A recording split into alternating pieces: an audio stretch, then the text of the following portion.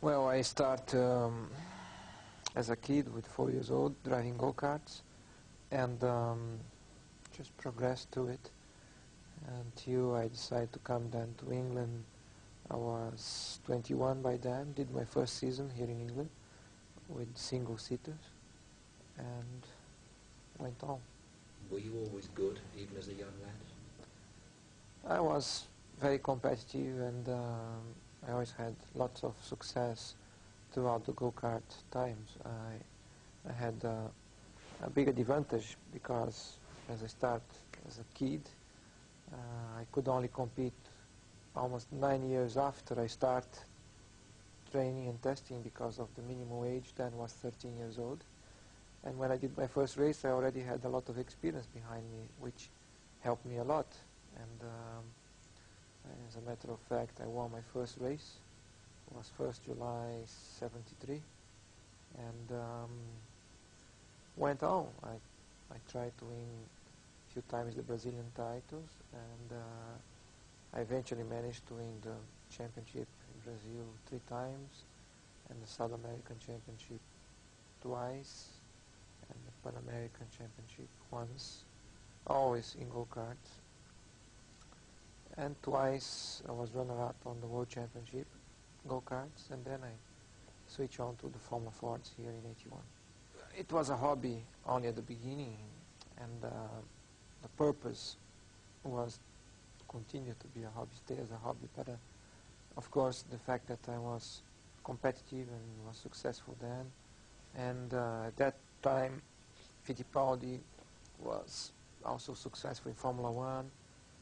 We start dreaming about eventually to drive a Formula One car, and when I then showed some signs that I was thinking about coming to Europe to try as a professional racing driver, looking for my dream to be eventually a Formula One driver, then there were some difficulties with my parents because they were concerned about the danger and the risks that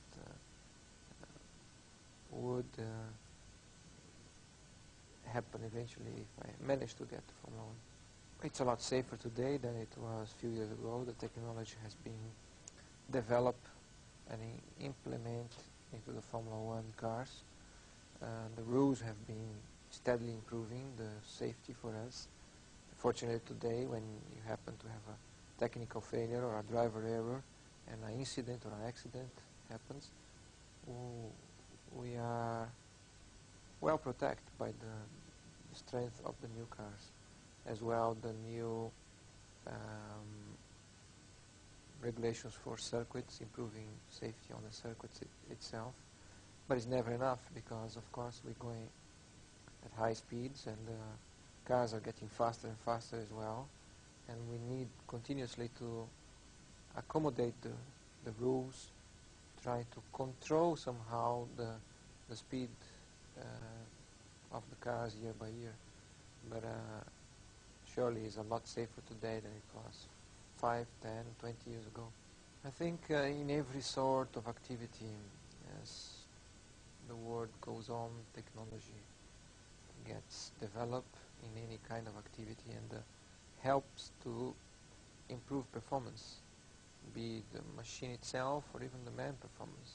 We see world records being continuously beaten by athletes that run in 100 meters, 200 marathons and so on. So I think there are limits, of course, but those limits are continuously being pushed higher and higher by the man, by the technology in conjunction with the man, and is the way that's going to continue for sure. I would like to get better, of course. One of my goals is to continuously learn about myself, continuously improve my own performance, learn about the car itself, engine, how they work, and how to optimize the equipment to my own benefit when I'm then driving and racing, competing. So my aim is to improve, to get better, and it's important to keep that as a priority in terms of motivation, because to be successful in Formula One, it takes a lot of energy, a lot of strength, and a lot of time. You have to dedicate a lot of your time to it. And to find the right motivation to apply yourself at that level, it is really necessary to be highly motivated. Well, I'm a driver that believes on what I'm doing, and I'm sort of person that tries very hard to do well and to do my best at any time and any situation.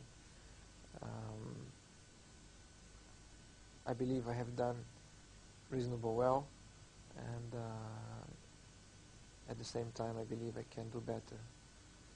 But I have no illusions that it's a difficult activity, and from time to time you get it wrong, even if you try to get it right. And it's inevitable. We all mistake, but at least I try to do it right. Champions often find themselves in the role of ambassadors. So who better to present the award to the young driver winner? There are 2 awards to be made, and the first, well, this will be close to Ayrton Senna's heart. It goes to the winner of the kart category in the McLaren AUTOSPORT Young Driver of the Year, and this is Guy Smith.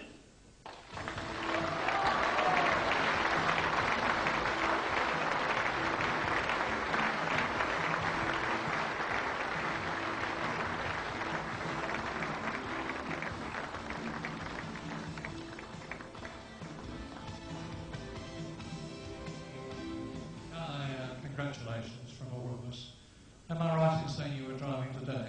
Yeah, I was racing at Brands Hatch today, so it was a mad rush to get down off here. Now, I really don't know the answer to this, so you give it to me. You were in the running to win the Brands Hatch Winter Series. Did you do so? No, unfortunately, I was lying second in the race, and the leader spun in front of me. And to avoid hitting him, I had to take to the grass. In the race, I finished in 4th position and lost by 1 point, but that's racing. Well, you made up for it this evening anyway. Congratulations.